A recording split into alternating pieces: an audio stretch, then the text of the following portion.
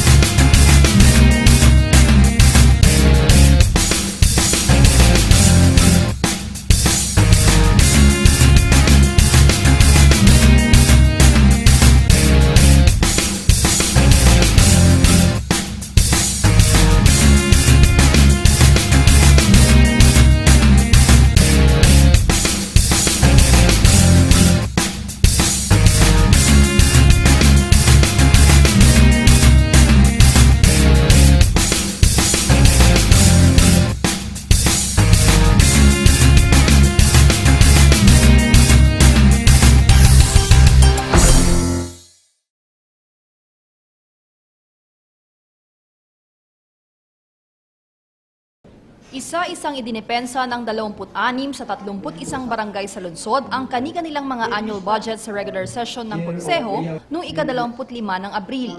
Dito inilahad ng mga kapitan ng aktwal na kita ng barangay mula sa parte ng Internal Revenue Allotment, Real Property Tax, City Aid at iba pang koleksyon. Matapos nito ay inilahad din ng mga punong barangay ang kanilang mga priority projects o mga estimated expenditures na paglalaanan ng kanilang proposed annual budget. Ang first priority project po namin, yung installation of street light dahil doon sa barangay ko doon po, busy road po yun. Kailangan po namin dagdagan yung ilaw para maiwasan po yung aksidente. Yung constructions and repairs of artesian wheel, constructions of barangay hall, patching and pavement of barangay road dahil bako-bako na po. Opening, ang most especially po yung opening ng barangay school. We budgeted on administrative and legislative services, the implementation of development projects which is 250,000 plus, implementation of SK projects, the 5% for the calamity fund. But we need more financial assistance or support other from the Sangguniang Kalusot for the purchase of tables and chairs, cementing of pathways in the interior part of Barangay Sarisay. Ang total estimated income po is 1,757,047. Ang mandatory expenses po is 20% of IRA for development projects is 256,785.80 Infrastructure project is 100,000. Peace and Order program is 25,000. Maging ang mga proyekto ng Sangguniang Kabataan o SK ay kasama rin sa proposed annual budget ng mga bara-barangay, kung saan nakapaloob ang mga programa ukol sa sports development, pagpapaganda at kalinisan ng barangay at anti-drug abuse program. We also have the implementation of SK project, Sports and Development Program, 90,000, Beautification and Green Brigade Program, 25,000, Anti-Drug Abuse Program, 25,000, Capability Building Program, 99,000, Administrative Management, 33,500. Expedition of SK project and person fund is 118,517.70. Maliban sa mga paglalahad ng paggagamitan ng pondo, ibinahagi rin ng ilang barangay ang kanilang mga ginagawa sa kanilang nasasakupan upang mapanatili ang kalinisan sa lugar. Ano po yung garbage fee? 540,000 po. So you have 540,000 of garbage fee. Paano mo nyo ginagastos yung garbage fee? Bali, ang garbage fee po namin, nakakontrata po yung garbage namin. Sino 43,000. What do you mean nakakontrata? Pinakontrata po ng barangay council sa private para So ibig sabihin yung 540,000 binabayad yung sa kontraktor? hindi po. May natitira po. Bali, yung natitira po, pag maganda po yung collection namin sa garbage, napupunta po sa general fund namin, nagagamit po namin sa ibang gastusin, gaya ng mga sa 10K, gano'n. Mandatory expense, 20% ERA for development project, 159,811.20, composed of the MRF of 100,000.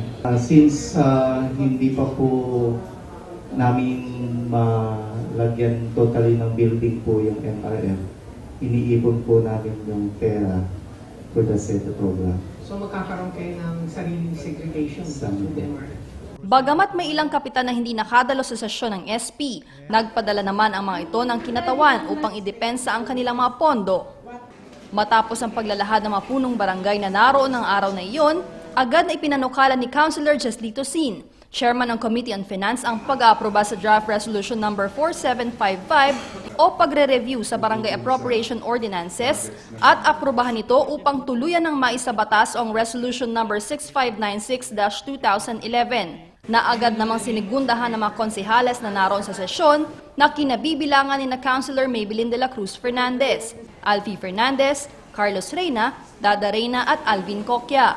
May manifest that draft resolution number 4755 entitled Approving in Review Barangay Appropriation Ordinance of Barangays Bayumbo, Pantal, Maluwad, Pugo Grande, Bacayao Sur, Calmay, Herrero Perez, Salisay, Tubeng, Carael, Lasip Grande, Karanglaan, Lumboy, Lucaw, Barangay 4, Barangay 2 and 3, Barangay 1, Salapingaw, Pugo Chico, Lasip Chico, Poblacion Oeste, Salisay, Lucaw, and Bangin, and enacting the respective annual budgets for calendar year 2011. Any second? Councilor Maybelline Fernandez, Alfie Fernandez, Dada Reyna, Councilor Carlos Reyna, and Councilor Alvin Cocchia. Are there further any discussion? Amendments? No further amendments? Objections? None. Draft resolution number 4755 is hereby approved. Samantala, tanging ang mga barangay ng Bacayao Norte, Bolosan, Bunuan Geset, Mamalingling at Tambak ang walang kinatawan ng araw na iyon. Gayunman, inatasan pa rin ni Vice Mayor Belen Fernandez ang SP Secretariat na anyayahang muli ang 5 barangay sa susunod na regular session upang tuluyan na ring maipasa ang kanilang mga pondo para sa kani-kanilang mga proyekto sa barangay.